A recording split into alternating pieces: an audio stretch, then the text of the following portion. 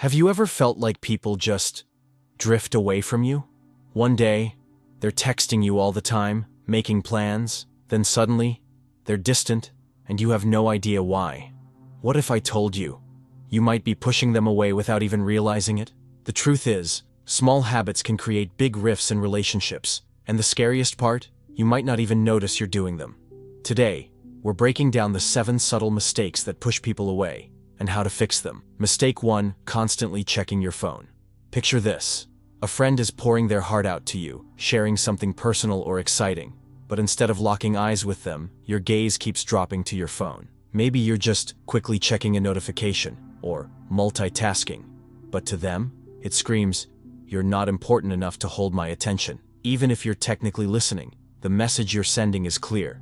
Whatever's on my screen matters more than you. That tiny device in your hand becomes a wall, shutting them out. Over time, they'll stop confiding in you. Why would they when they feel like an afterthought?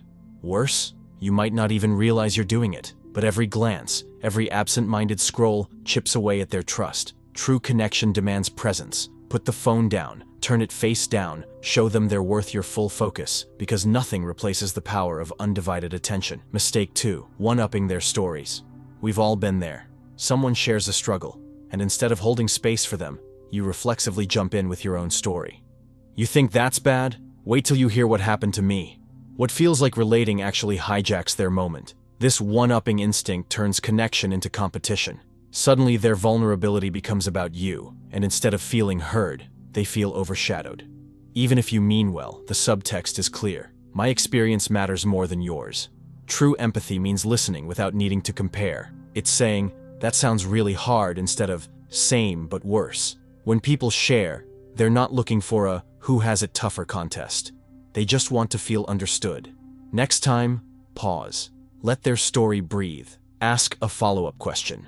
You'll be amazed how much deeper your conversations become when you stop turning their moment into your moment. Mistake 3, neglecting small gestures. Think about the last time someone remembered your coffee order, sent a good luck text before your big meeting, or actually followed up on something you mentioned in passing. Those tiny moments? That's the glue of real connection. When you repeatedly forget birthdays, cancel last minute, or make them always reach out first, you're not just being busy. You're sending a quiet but clear message. You're optional. Relationships wither not from one big blowout, but from 1,000 small neglects. The coworker who stops inviting you to lunch, the friend who gradually takes longer to reply. Love and friendship aren't sustained by yearly grand gestures, but by daily micro-choices. Showing up on time, actually using their name when you text, keeping that inside joke alive. The magic isn't in the scale, it's in the consistency. Because when small acts of care disappear, so does the trust that you'll be there when it really matters. Mistake 4, always playing the victim. We all need to vent sometimes. That's human. But when every conversation becomes a monologue about your misfortunes, you stop being relatable and start becoming exhausting. Friends aren't therapists. They're meant to be companions on a two-way street. The moment people sense they're just your emotional dumping ground, they'll either start avoiding your calls, "Not this again," offer hollow sympathy while secretly counting down the minutes until escape, eventually disappear entirely. This isn't about suppressing your struggles. It's about balance. Healthy relationships thrive when both people get to be vulnerable and supportive. Before launching into complaints, try asking, "Do you have space for this right now?" Notice if you're reciprocating care. Mistake 5, oversharing. Too soon. We live in an era of instant intimacy. First date trauma dumps, oversharing with strangers, treating acquaintances like therapists. But trust isn't built in marathon confession sessions. It's woven through countless small moments of mutual understanding. When you reveal your deepest wounds too soon, you don't create closeness. You create discomfort. The other person may smile politely while internally thinking, "Why is this virtual stranger telling me about their childhood abuse, divorce, mental health crisis?" True connection requires emotional reciprocity, not premature catharsis. This isn't about being fake. It's about reading the room. Is this an appropriate time, place, person? Gauging mutual vulnerability. Are they sharing too? Respecting that trust grows through shared experiences, not just shared secrets. The strongest bonds unfold like good novels, with proper pacing. Your story deserves to be heard, but only by those who've earned the right to hear it. Mistake 6, never admitting you're wrong. We've all encountered that person. The one who can turn, "I think you forgot my birthday," into a 30-minute debate about how they're actually the victim. This defensive reflex is the silent killer of relationships, more damaging than any single argument. When you refuse to admit mistakes, you force others to tiptoe around your ego. Every conversation becomes a potential minefield.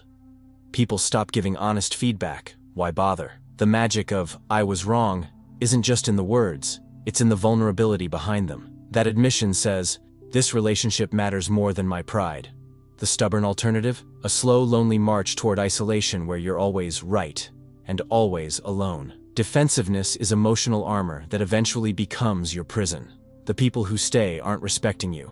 They're just tired of fighting. Real strength isn't never failing. It's having the courage to say when you did. Mistake 7. Never being fully present. In our distracted world, true presence has become the rarest gift. Yet nothing makes people feel more valued than your undivided attention. That creeping loneliness in modern relationships? Often it's not from lack of time together, but from absence during time together. The subtle damage happens through half listening while scrolling, planning your response instead of hearing theirs. Physically there but mentally miles away. Each distracted moment whispers, "You're not interesting enough to hold my focus." And eventually, people believe it, withdrawing or finding others who make them feel truly seen. Presence isn't just eye contact. It's that magical feeling when someone's entire being says, "Right now, nothing matters more than this conversation." In a world of endless distractions, giving someone your full attention is like offering them oxygen. The choice is simple: be here now, or watch connections fade into the background noise of life. The good news? All of these are fixable. Start noticing these habits and watch your relationships transform. Which mistake hit home for you? Drop a comment below, and if this helped, share it with someone who needs to see it.